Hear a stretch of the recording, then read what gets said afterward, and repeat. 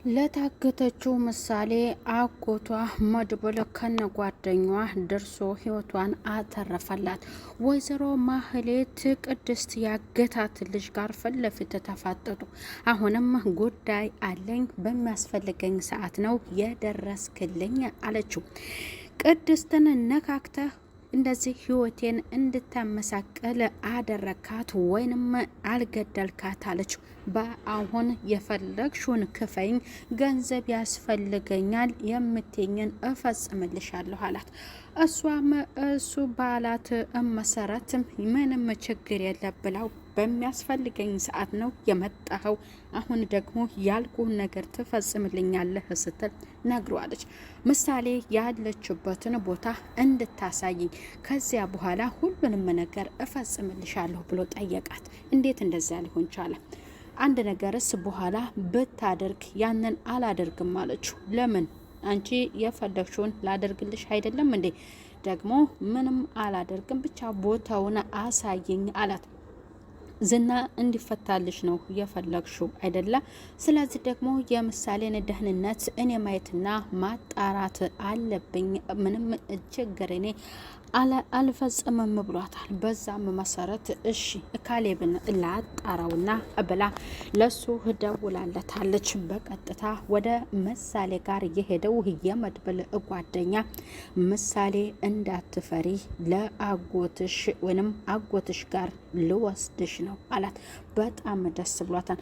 ያገታት ከኋላ ትከሻውን ጠርቀም አደረገው። ምን ልትሆን ነው አለው። ይዟት ወጣ። አመለጠ። እዚያው ጣለው። ደውሎ ልጅቷን ይዟት እንደሄደ ደውሎ ለካሌብ ነግሮታል። መድብል ጓደኛው ከብዙ ጊዜ ከእስር ቤት ወጥቶ ተገናኝተው በጣም በሚያስፈልገኝ ሰዓት ነው የመጣው፣ ከጎኔ እንድትሆን እፈልጋለሁ ብሎታል። እሱም ደግሞ በጣም መልካምና ጥሩ በሚፈልገው ስራ ላይና በችግር ውስጥ እንዳለ የወንድሙ ልጅ ታግታለት ደግሞ ራሱን መስዋዕትነት ከፍሎ ያች ልጅ ህይወቷን አትርፎ ለመድብል አስረክቧል። ወይዘሮ ማህሌትን ጠረቀማት።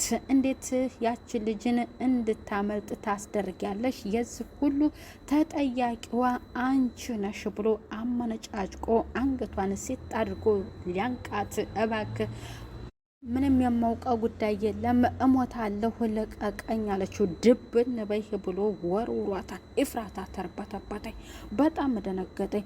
በአንድ ካልሾ የተዘረረው ሞገስ በዝና እኔ ልቀቁኝ፣ ሽንት የመቷል፣ እባካችሁ እንደው በፈጣሪ እያለ ሲማጸናቸው ያቺ የምትፈራው ደግሞ ዳጣ እንደዚያማ አይሆንም፣ እኔ ይህን ሰውዬ ተፈራኸው፣ ሁሉም ነገር አለቀልን፣ እባክህ እንዳትፈታው ብላ ለሞገስ ነግሯል።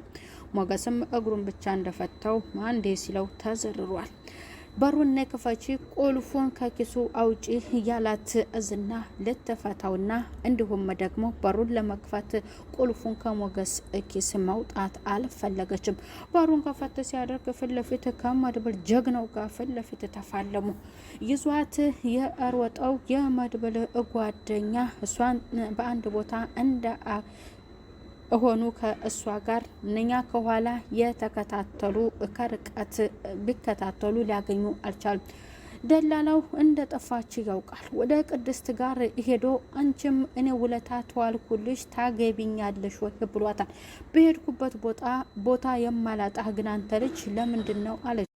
ገና በህልምሽም እታይኛለሽ ብሏታል። ሰላም ጤና ይስጥልኝ ውድ የተከበራችሁ የቻናሌ ተከታዮች ቤተሰብ በሙሉ በያላችሁበት ሰላማችሁ ይብዛ። ምሳሌ ድራማ ክፍል 95 ምሳሌ ታግታ ነበረ። ዝናም ተይዟል። ማህሌት ደግሞ በመድብል ላይ ምንም የማድረግ አሁን ስልጣን የለህም፣ እኔ ብዙ ከጎኔ የሚያኮሩኝ ጀግናዎች አሉኝ፣ አንተ በእኔ ላይ እንደተጫወትክብኝ ደግሞ ብሏል። ኤፍራታም ዝና የት እንዳለ እውነቱን አንቺ ከተናገርሽ ይለቁሻል፣ ትፈቻለሽ ብላታለች። እሷ እኔ ታሰረበትን የት እንደሆነ ባላውቅም መድብል ወዴት እንዳሰረውና የት እንዳደረገው ግን ከሱ ጋር ተከታትዬ ልናገር እችላለሁ ብሏታል።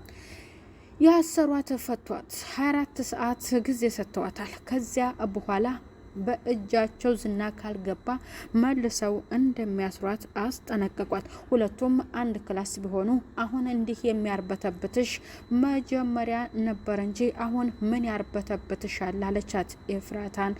ያቺ ተንኮለኛዋ ማህሌት ድንገት ገባ። ካሌብ የላከው ወይዘሮ ማህሌትን ጥርቅም ሲያደርጋት ኤፍራታ ተርበተበተች። በጣም ደነገጠ። ማህሌት ደስ ብሏት ነበረ። አንደኛ በፊት የገንዘብ ከፍላ ምሳሌና እንዲሁም የቤት ሰራተኛ እንድትታገት የከፈለችው ልጅ ነበር። ያ ደግሞ በአሁን ላይ ከመድብል ጎን ሆኖ ያችን ምሳሌን ለማዳን ተርፏል። መድብልም በጣም ደስ ብሎት የምስራቹን ለዝና ነገረው። ዝና እኔ ከዚህ ቤት ስወጣ ወይም ስፈታ አንተን አጥፋለሁ፣ ባትደሰት መልካም ነው እያለ ለመድብል ነገረ። መድብል በእልልታ እንግዲህ አጠገቡ ተናግሯል። እኔ አንተን አንድ ነገር ካላደረግኩኝ የአበበ ደበሳ ልጅ አይደለም እያለ በጣም ፎክሯል። ደላላው ድንገት ከኋላ ምሳሌን ያዝ ሲያደርጋት አንተ ማነህ ልጅቷን የምትነካት ሲል ምሳሌ እሷ ታቀኛለች አንተ ባታውቀኝ እስል ደግሞ ለመድብል ጓደኛ ነግሮታል። በቃ አሁን ከዚህ ሄድ አለው። የሚፈልጉት ድንገት ያንን ምሳሌን ይዟት የሮጠውን እየተከታተሉት ነው። ከኋላ ድንገት ሲያቸው በቃ እኔ አሁን ሄጄ ልፋለማቸው እሺ ብሎ ሸኝቶታል። ምንድነው የምትፈልጉት? መኪና ነው ምንድነው ንገሩ ሲላቸው አትቀባጥር፣ ወዴት ነው የሄዱት? እውነቱን ንገረኝ ሲሉ ደግሞ ከእሱ ጋር ጸብ ለመፍጠር የአሰቡት የምሳሌ አጋቾች በዚህ ጋር ነው የሄዱት፣ መኪና ከፈለጋችሁ እንድደውሉልኝ ብሎ ይላቸዋል። እነሱን በተሳሳተ መንገድ ከሸኛቸው በኋላ ምሳሌን ያተረፋትን የመድብልን ጓደኛ ደግሞ ከዛ ቦታ ወደ ጥሩ ቦታ ይዞ ሄዶ እዚህ ቦታ ሰላም አለው፣ እኔ እዚህ ነው የማርፈው፣ አይዟችሁ ብሎ እዛ እንዲያርፉ አድርጓል። አንተ ማነህ? ለማንኛውም አላምነህም፣ ከዚህ ቦታ እንድትሄድ ብሎታል። እናትሽ እዛ ተጨንቃለች ብሎ ለቅድስት ደወለላት። ቅድስት አንተ ቁም ነገር የሌለህ ምንድነው አለችው። እሱ ግን እውነቱን ነግሯት ቦታውም የት እንደሆነ ስለነገራት አጠገባቸው ድረስ ይሄዳል። ምሳሌ እስኪልሽ ምንም አልሆንሽም እያለች ንቅ እያደረገቻት እየሳመቻት ነበረ። ስታየው እሷን ያገታት ነው ያዛት። በጣም ደንግጣለች። ከፊት ለፊት እንደገና ደግሞ ምሳሌን ያገቷት ከርቀት እያዩ ነው።